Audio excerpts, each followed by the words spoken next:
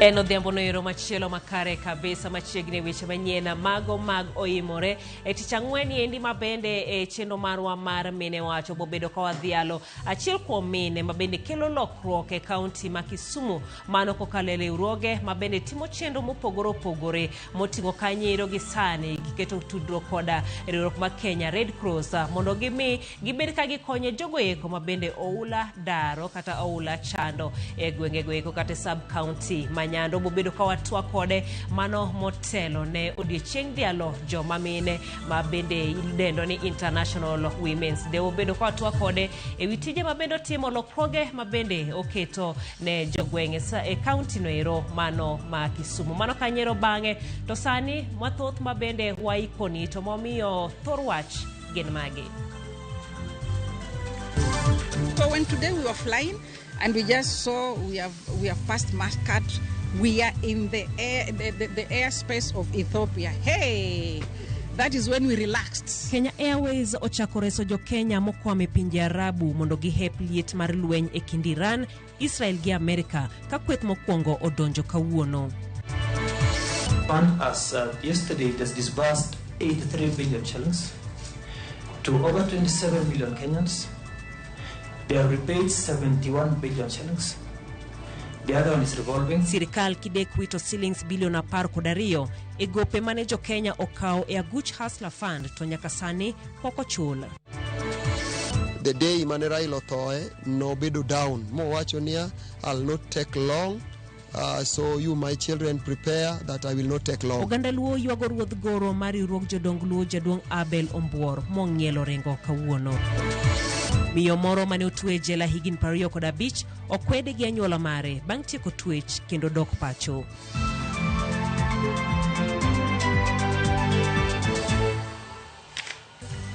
Machiegni nyinga jailieta jaloko marwa en Wilson Ochuka.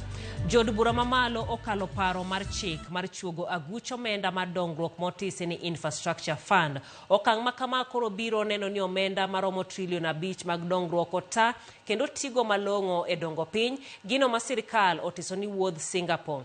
Lokruoge motime paro mar chikno oting'o chuogo duol moyiedhe ne chung'ne kaka aguluno itiyogo kendo ng'ado rieko kaka chenro mage ringo pile ka pile. Will as many as that opinion say aye?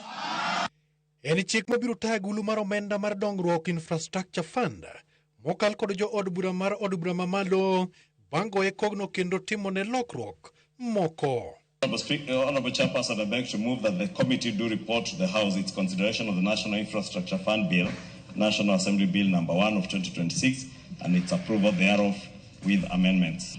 Honorable members, I now put the question, which is that the committee do report to the House its consideration of the National Infrastructure Fund Bill, National Assembly Bill number 1 of 2026, and its approval thereof with amendments. Will as many as of that opinion say aye?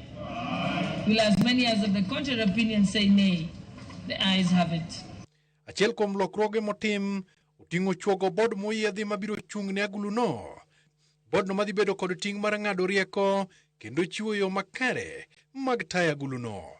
Bod mar jochiko no biro ting'o jatend migawo mar omenda ma en jakom mar bod no, gavana mar bengi maduong' mogik CBK, Attorney General kod ji mamoko auchiel ma ok gin jotije piny owacho. That this fund is like the Temasek in Singapore. Bod makamano ibiro yier kod jatend piny bang'e to gibiro yier aput mabiro chung'ne agulu no mar dongruok.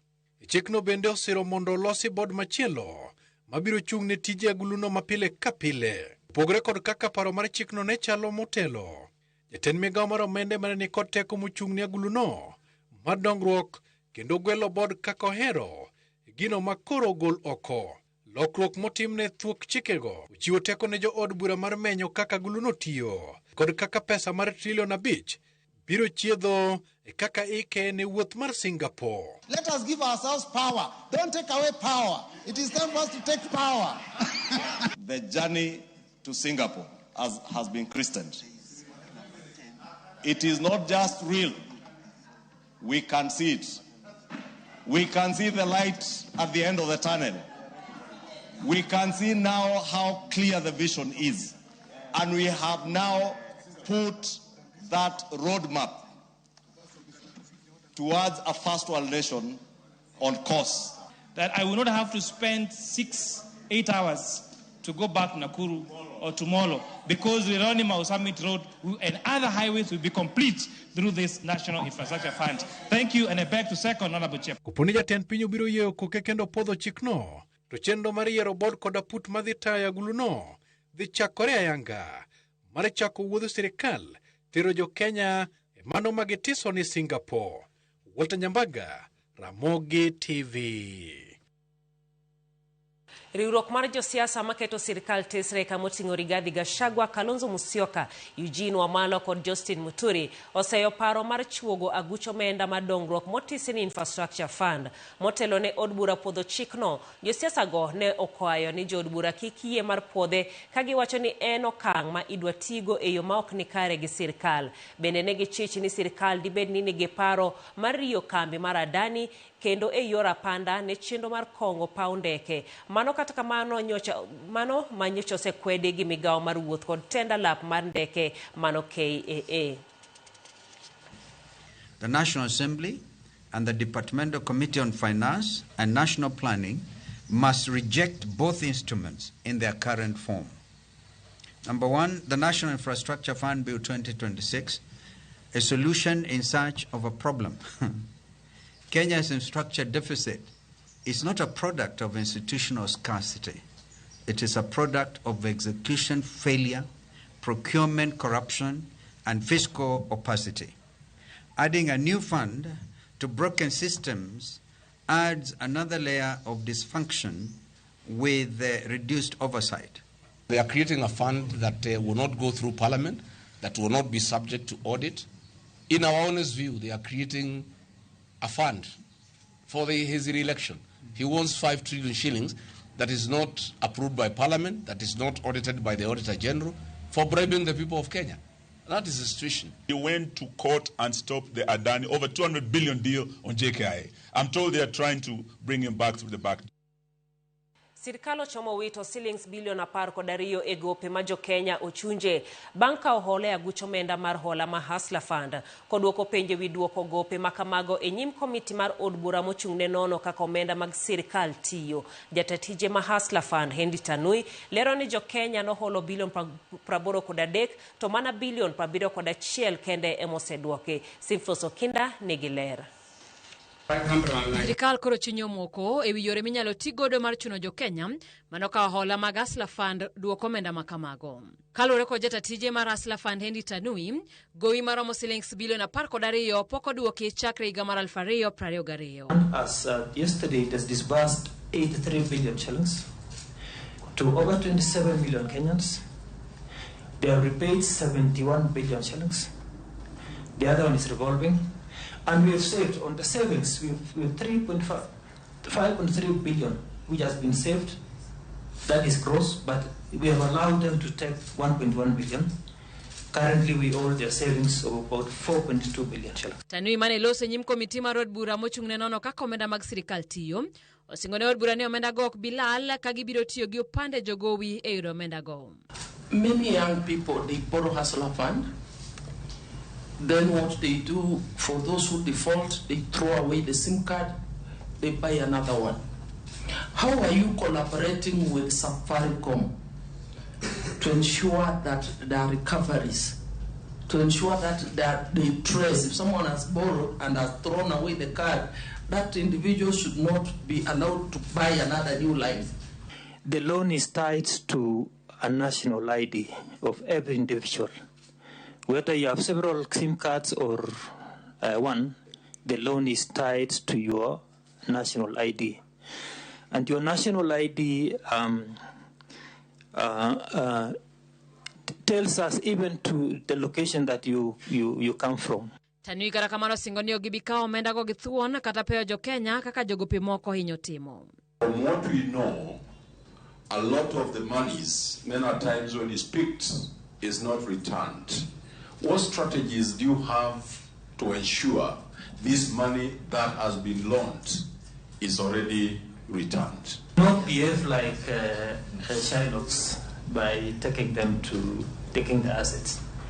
We educate these Kenyans, and Kenyans are responsive. Like in my village, for example, they didn't know that the Hustler Fund is good for them. Currently, they are doing it. So if we can have a sensitization campaign on financial literacy in this country, Hustler Fund is a game changer. Kamano bene jatelo ni olero ni omenda ni osekonyo jo Kenya mathoth e loko ohala masani omiyo gidago ngima makare. Allow me also to answer your deputy chair. Our limit is 500 shillings to 50,000 for personal loans, and from 500 shillings to 150,000 for bridge loan. And if you analyze the performance of some of the individuals, they are borrowed cumulatively a lot of money. Simfrozo Kinda, Ramogi TV. Weche mag jo Kenya manomok e piny Dubai kaluwore koda lweny madhi mbele e kind Israel, Amerika kod Iran. Gikone ochope paw ndeke ma JKA odhiambo ma kawuono. Achiel kuom jo Kenya moduogo kawuono kokalo ndeke Kenya Airways en grup mar jopuonjre manodhi e wuoth mar puonjruok e piny mar Dubai. Ndegeni mar Kenya Airways en mano mane oting'o miche mag jo Kenya mane duogo pacho kaluwore koda lweny madhi mbele e pinje Arabu bang' muoch mar monj ma Israel gi Amerika timo Iran kendo masani koro liet mare odonjo koda ka e pinje mamoko mag Arabu. War started when we were there. On the last day, we got a message from KQ saying that we're not going home. Mano e ote manyocha obogo chunjo punjregi mane nie limbe mar somo Dubai bang' tieko limbegi kendo no winjore gi duogo pacho. Giwacho ni muoch lweny en gima noyudogi gi buok kendo ne onge ikruok mora mora. I got shocked and hearing news that airports have been closed, find shelters, stay away from windows, and it was really traumatizing. Kalwero kod mae nochuno koro gilu chike mag lweny ma sirikand piny Dubai ne sik chiwo kinde ka kinde simbegi moting'o manyo kar jot samora mora mane oba miruti e kor lwasi. To the bankers, all the hotels, I think they have shelters downstairs, and they said if the worst come to the worst, you go. Because the first day, all the guests, they went to the lobby. It was chaotic. All the guests from all over the world, they were there. So they found us now because we rushed to bang, come out. It was bad.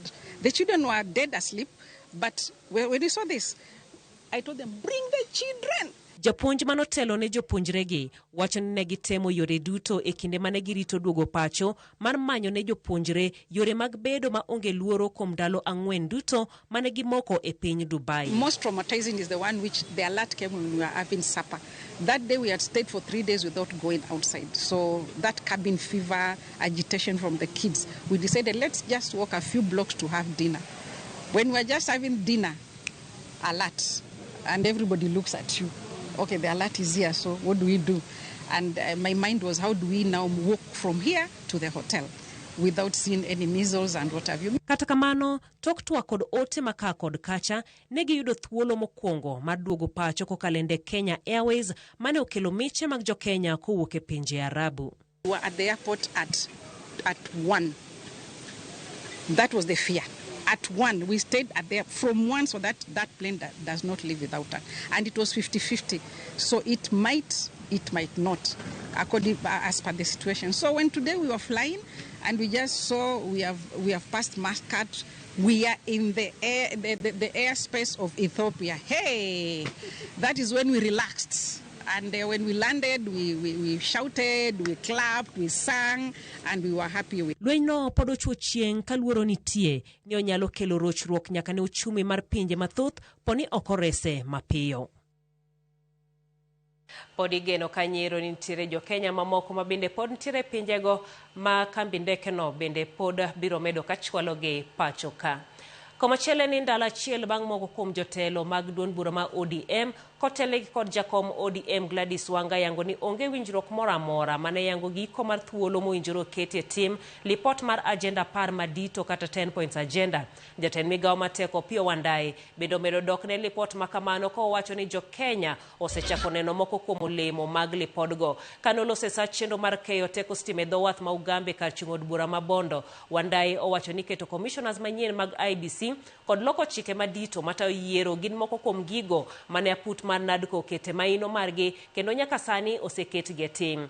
Jatelo no bende okwayo jod bura mondo oru chenro mar neno ni jogo mane oyudo hinyruok kod wito joheragi e kind lal mamoko oyudo chudo kaka achiel kuom yore mag chopo gigo mawinjore chwal ne jatend piny okete koke. A lot of the NADCO recommendations have already been implemented. A lot of them, including the establishment of the IBC. That was one of the greatest recommendations of the NADCO report. The other issue that NADCO recommended was the matter of amendment to Elections Act. That has been done. Jambo ambalo limebaki kidogo ni mambo ya compensation for victims of election violence. Na hiyo inashughulikiwa vilivyo na bunge la taifa. Ruodh goro mar riwruok mar jodong Luo Kenya mangima Abel Ombor ong'ielo rengo mayo yangi kod familia mare kotelegi kod wuode Pastor Eric Abel oyango ni Ombor nowito ngimane e kar saa 9 otieno mane piny orugo kawuono e kar thieth mar St Joseph Ombo Mission kama osebedo koyude thieth. Familia mare wacho ni tho mar ruodh gorono en lal maduong' ma familia duto kod oganda Luo duto.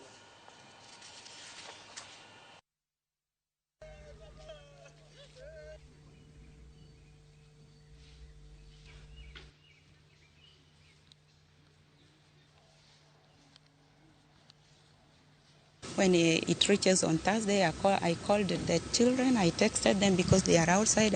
I told them, you people come. The health of the father is now deteriorating. You come and see. I declare officially the death of my dad with a lot of pain we have as a family. Baba okutuo mang'eny, okawo ndalo minyalo wachi okawo ndalo mang'eny ne dweche ariyo.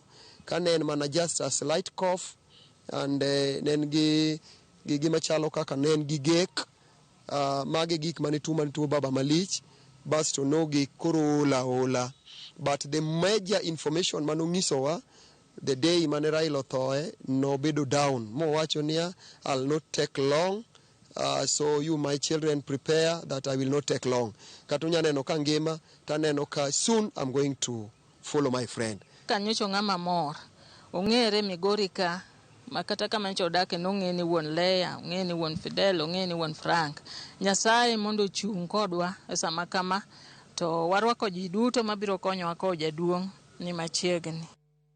En sigana no mabende koro tero wa yweyo mokwongo machendo niendi kata weche manyien mag oyimorero kama na jakom Gideon Midega manonya kwa doka kantiere Kisumu iwacho ni poch gi pak ne jo Kenya kuom kaw thuolo makende mar kelo jo Kenya pacho. Wino Janabi kantiero yani Masai wacho neno maber ka iwacho no mos ni Mother Min Peri kantiere Manyonge Kufu kantiere Nakuru ining'eyo ni ka rembo lal kuom higni 25 te bang'e oduogo onego rwake gi mor koro mioni anyuonde mondo onene uruma au kidibo kantiere Ulanda chuga gucho menda mokwongo nonego sirkal ka opach jopiny kapok opuodhe ka ote machielo mabende antiere godo kendie en mari mano kanyero Martino Chieng lago kawuok Ruea wacho ni bende iluwo weche manyien mago mag oyimorero kama na inya oraro wuod Nyasaye jama binjo Sembo wacho ni intiere gi Jaudi Violet nyaka boch oberero kama na hinya wadhi mana e yweyo machok pod oduogo gi mamoko kanyakla koda twaka mar mine wacho mabende biro bang'e matin.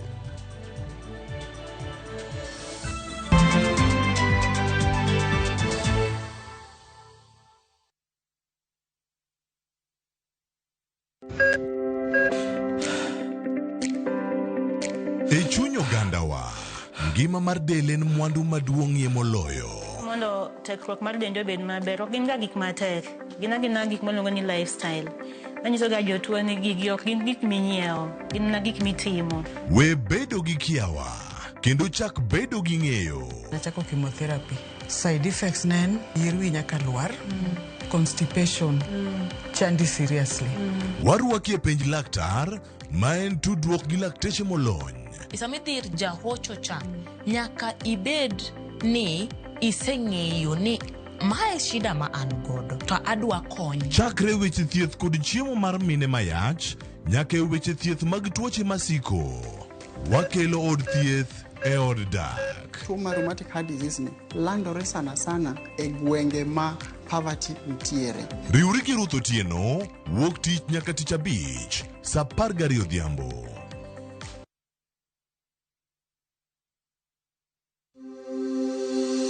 Female genital fistula kata FGF en tuo ma ikelo kod muoch ma remo kuom kinde malach ahinya, to kokawo okang' mapiyo mar manyo thieth. Ma nyalo kelo mol mar oko matin gi maduong' ma ok chung'.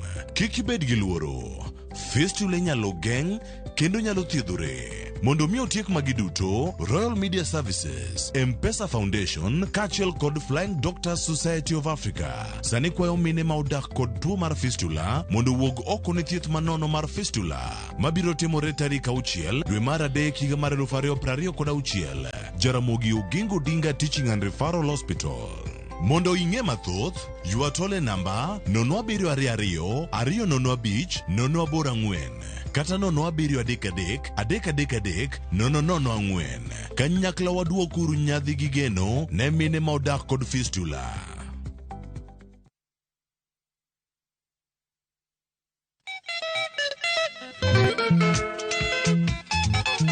Igni 26 mokalo, tarik en 7 dwe mar adek, boche mag kuyo ne okwako piny luo. Kawuon jothum, duonde nosim.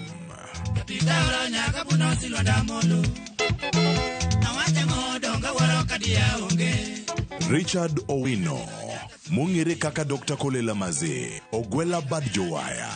Ne ok en jawerawera, ne en jambaka ka redio, kendo japuonj ma tije pod neno nyaka sani.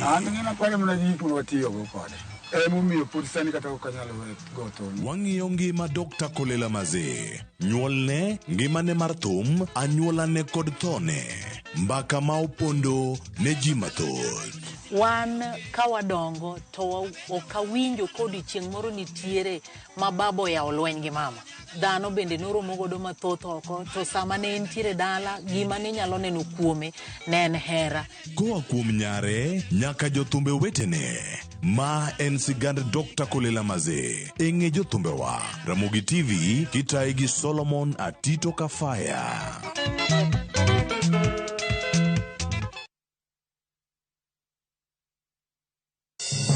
Ngima ok yot. Yawagi wachoga ni piny nyalo goyi boxing. Jot manigi geno mar dak e ngima maber. Ja pesa en ng'ami pako kata koso. Ora tenti kasi mani wang'elando.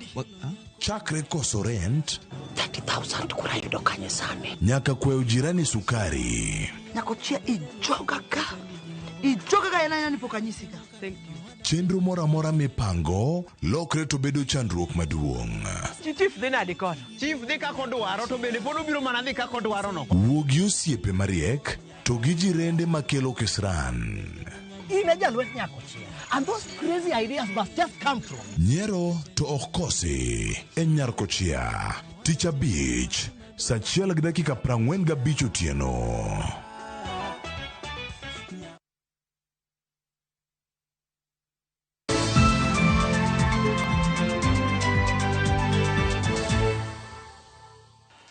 Machiegni kendo riwruok mar jopuonj mar Kuppet omiyo okumba mar thieth mar Shanda 7 mondo miyo bag twak mabiro tieko ng'ur magin go ewi okumba no mane gidonje dweche 5 mokalo. Jotelo mag riwruogno ne twak kod jofwambo bang' achiel kuom jopuonj manoyudo masira mar apaya dwe achiel mokalo kwame kar thieth ma Aga Khan nikech nengo mar thieth ma ok otiek chul kod okumba mar SHA. Judith Omondi ni kod mathoth. Magi ne gin pichni ma dwe mar 9 higa ma okalo ka mahawo jopuonj 10,000 ne olimo kar jot mar jatend piny William Ruto kendo kane ochiwie singo mar tieko ng'ur ewi okumba mar thieth mar jopuonj. Masira mar apaya magiko dwe mar achiel onyisore ma pod nitie okumba manyien mane orwakio jopuonj SHA. Jaod japuonj achiel Alex ma en japuonj ma Ofafa Jeriko koro chako dwe mar ariyo e kar thieth mag Akan bang' rem chulo gowi mar thieth manyaka sani en $3.2 ka SHA ochulo $1 kendo we anyuola kod nengo mamoko. SHA saa hii imeisha. Achapona vizuri, hii aliekewa chuma kwa west 2 ikashikana ndiye atembee. Sasa niambie the whole of this year ni kutafuta pesa ndio akuwa na kucha appointment mpaka apone.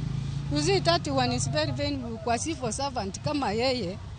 Kaluwore kod jotelo mag riwruok mar jopuonj mar Kupet, ka otelnegi kod jagoro maduong' Akelo Misori, gichulo omenda mathoth e SHA ma ok owinjo gi sol mar chulo gop thieth, kata bed ni ewi japuonj Alex gisolo $1.5.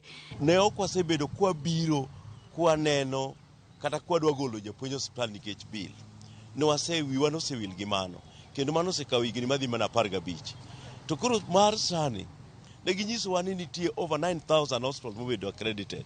To king'iyo kata Nairobi ka, kwadhi Gurunana kiriembowa, kwadhi Nairobi West iriembowa. They are breaking everything that we discussed. They told us we shall go in all hospitals, including Aga Khan. In fact, Aga Khan was an example. And they said there are 9,000 hospitals, including Nairobi Hospital. Now we are being chased away from Aga Khan. Ka koro gidwaro twak ma otegno kod okumba mar thieth mar SHA, mondo ging'e kama okumba ni ochopie thieth mar jopuonj, twak ma gidwaro e matin ne ndalo 7 kowuok kawuono kapok gichako ng'anyo. SHA ka ok wamiyo 7 days mondo gi-engage ka gibiro dhi forward, to wabiro golo jopuonj e class mondo wademonstrate kamoro amora mwantie. Nikech engagement no is important mondo wayud clarity ni to cover marwa mar statutory deduction ma Kenyans te chulo. Wan kaka union members, wan ema chulo the highest contribution to this facility. Ang'o miyo wan makoro ok nyal tit kodwa. Wadwaro ni nyaka miwa kata preferential treatment nikech wan ema sustain SHA. Ma biro mana ndalo matin bang' jopiny ywak e pacho kama ngima ni lai mar thieth mar SHA ni piny, gino mane SHA oyango ni loso. Judith Omondi, Ramogi TV. Miyo moro mane otwe e jela ma Embu kuom higni 25 otieko twech mare, kata kamano en kod lit bang' anyuola mare kwede bang' duogo pacho. Agnes Ngeti mawuokie kar dak ma Machanga Mbere ne otwe higa mar 2000 ka en jahigni 31. Apisa mar kar twech ma Embu koni samoro anyuola no kwedo Agnes kaluwore ni ne en kod dang'ni mar paro kachiel gi gino manotimo manomiyo twe. Kata kamano okoni ber ka anyuola ne rwake bang' tieko twech mare. Apisa no okoni kum mar twech reyo ji mathoth kendo bang' wuok e twech winjo rwakgi kendo migi tije manyalo gero ngimagi kendo keto negi chiemo e mesa.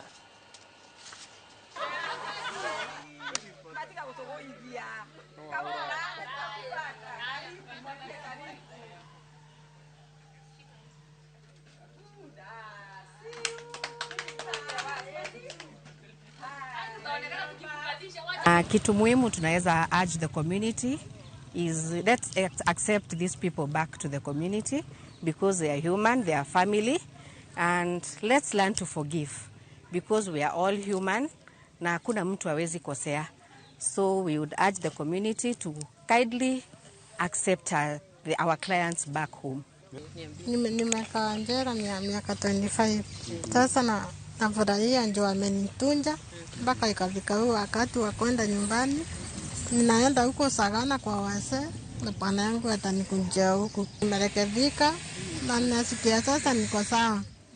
Ninaweza kawa mzuri nyumbani na siwezi rudia kitendo kama hiyo tena. Community inafaa ielewe ya kwamba vile Agnes Ndegi anafanya sio yeye anataka.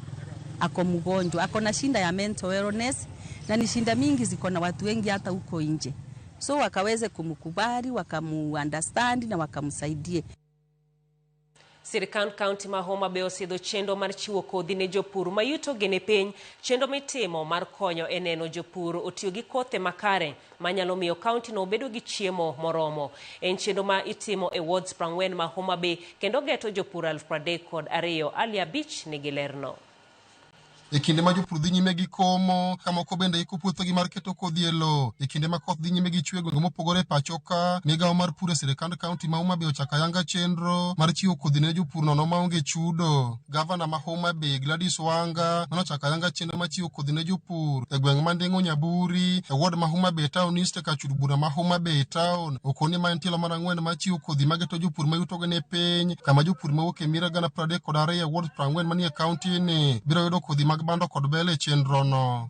Wan Homa Bay East Ward kae wachako ayanga chenro mar pogo kodhi ne jopur. Higa ka higa ma ikwa mar 4 mar pogo kodhi ne jopur e Homa Bay County.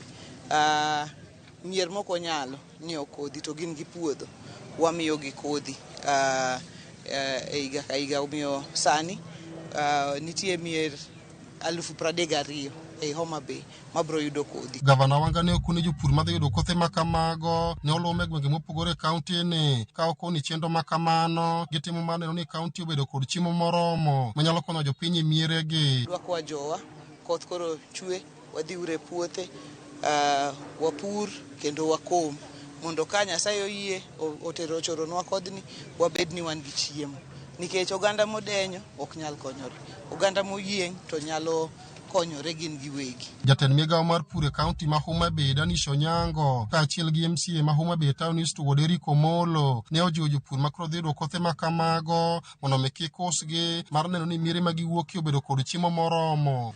Koro wan wakwayo kabisa ni ka osemi kodhi misekomo irit puodho, wabiro wuotho kwang'iyo kodhi mwachiwogi kaka farmers orito puothegi. Mar ariyo, nitie jok moko manyalo bedo gi paro ni kosemiye kodhi to chiemo go duka. Seeds mwachiwogi, kodhi mwachiwogi are not for sale. Ka koro wasewuoyo gi jopur makagi, ka dipo ni nisekomo ma puothi isekomo to nyawadu moro pok okomo, kik idhi ni dhi uso kodhi. Kendo ma en achiel kuom programs ma nyiso ni chiemo dhi bedo mang'eny, mana kaka notimore higa mosekalo gi higni moko mosekalo ma program ni osebedo katimore. Wan gadier kaka migawo mar agriculture ni kachop kinde makoro wabro keyo dhi bedo mamalo kabisa. Watimo kamani duong' ne japur kendo gima lich ne japur, nikech japur yudo thuolo koro mondo mi otiji pesa ne owuon mar ng'iewo kodhi mar oduma. Sirikal koro duoko gharama no piny, koro miye kodhi mondo mi obed gi chiemo e dalane. Mano e gima duong' ma japur kawuono dhi yudo ka. Mano food security the enhanced households mag jopiny. Chenro ma chiwo kothe manono ne jopur ma yutogi ne piny e kaunti ma Homa Bay kaendi ni migawo mar pur e sirikand kaunti ma Homa Bay ochako higni 4 mokalo, maneno ni kaunti ni endo bedo kod chiemo moromo manyalo pidho jodak mantie kaunti ni. Ali Abich, Ramogi TV, Homa Bay.